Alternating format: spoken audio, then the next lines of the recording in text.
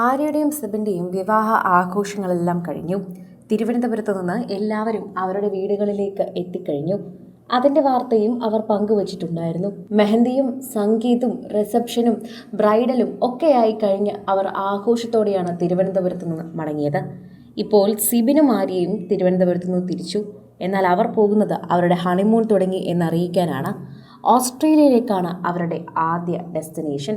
അവരുടെ യാത്രയും ഓസ്ട്രേലിയയിലേക്ക് തിരിച്ചുവെന്നും ഇപ്പോൾ സിംഗപ്പൂർ എത്തി ബ്രേക്ക്ഫാസ്റ്റ് കഴിക്കുകയാണെന്നും ആര്യ തന്നെ സോഷ്യൽ മീഡിയയിൽ കുറിച്ചിരുന്നു. ഇതോടെ പ്രേക്ഷകരെല്ലാവരും ഇവരുടെ വാർത്തകൾ ഏറ്റെടുക്കുന്നു. അതോടൊപ്പം അവരെല്ലാവരും ചോദിക്കുകയും അന്വേഷിക്കുകയും ചെയ്യുന്നത് ഖുഷി ബേബിയെക്കുറിച്ചാണ്. ഖുഷിയെ നിങ്ങൾ കൊണ്ടുപോയില്ലേ എന്നാണ് പ്രേക്ഷകർ ചോദിക്കുന്നത്. എന്നാൽ ഖുഷി ബേബിക്ക് സ്കൂളുണ്ടെന്നും പഠിക്കുന്ന കുട്ടിയാണെന്നും അതൊന്നും മിസ്സാക്കാൻ പറ്റില്ലല്ലോ എന്നും ഹണിമൂൺ അവർ മാത്രം പോകാനുള്ളതല്ലേ എന്നുമാണ് പ്രേക്ഷകർ ചോദിക്കുന്നത്. അമ്മയും അച്ഛനും കൂടി ടൂർ പോകുന്നതിനിടയിൽ മകളെ കൊണ്ടുപോകേണ്ട കാര്യമുണ്ടോ? വിവാഹശേഷം അതിൻ്റെ വലിയ ആവശ്യമില്ല. അവൾ മുതിർന്ന കുട്ടിയാണ്, അതുകൊണ്ട് അവൾക്ക് കാര്യങ്ങളെല്ലാം അറിയാൻ സാധിക്കും എന്ന് പറഞ്ഞ് ഖുഷിയെ കൊണ്ടുപോകില്ല എന്നല്ല. ഇനിയും ഒരുപാട് ട്രിപ്പുകൾ വരും. ഇത് അവരുടെ ഹണിമൂൺ ഫേസ് ആണ്. അതുകൊണ്ട് തന്നെ മകളെ കൊണ്ടുപോകേണ്ട കാര്യമില്ല. ഇത്തരത്തിൽ എല്ലാത്തിലും കുറ്റം കണ്ടുപിടിക്കുന്നവരിങ്ങനെ കണ്ടുപിടിച്ചുകൊണ്ടേയിരിക്കുമെന്നാണ് പ്രേക്ഷകർ പറയുന്നത്. എന്തുമാത്രം സ്നേഹത്തോടെയാണ് ശരിക്കും പറഞ്ഞാൽ ആര്യ ഖുഷിയെ നോക്കുന്നതെന്ന് നമുക്കറിയാം. കഴിഞ്ഞ ദിവസം പോലും വാക്ക് കൊടുക്കുന്ന സമയം, അതായത് ഒരു ക്രിസ്ത്യൻ വെസ്റ്റേൺ വെഡ്ഡിങ് എങ്ങനെയായിരിക്കുമോ അതുപോലത്തെ രീതിയിൽ നടന്ന വിവാഹത്തിൻ്റെ ശരിക്കും ആര്യ പറയുന്നുണ്ട്, എനിക്കെൻ്റെ ഖുഷി കഴിഞ്ഞാൽ ഏറ്റവും ഈ ലോകത്ത് പ്രാധാന്യമായിട്ടുള്ളതും നിങ്ങളിലപ്പുറം ഒന്നുമില്ലെന്നും പറയുന്നുണ്ട്.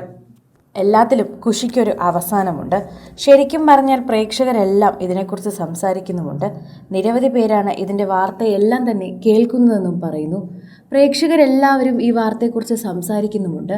സോഷ്യൽ മീഡിയ ഉപയോഗിക്കുന്ന ഓരോരുത്തരും ഈ വാർത്തയെക്കുറിച്ച് പ്രതികരിക്കുന്നതും അങ്ങനെ തന്നെയാണെന്ന് പറയുന്നു.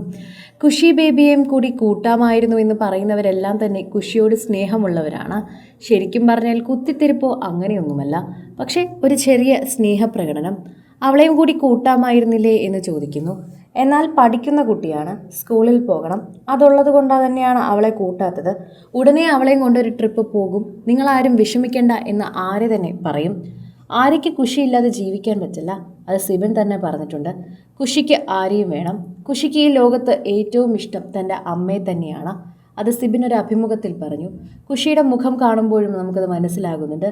കഴിഞ്ഞ ദിവസം ആര്യയുടെ സന്തോഷം കണ്ട് ഏറ്റവും കൂടുതൽ ആഹ്ലാദിച്ചു നിന്നത് ഖുഷി തന്നെയായിരുന്നു.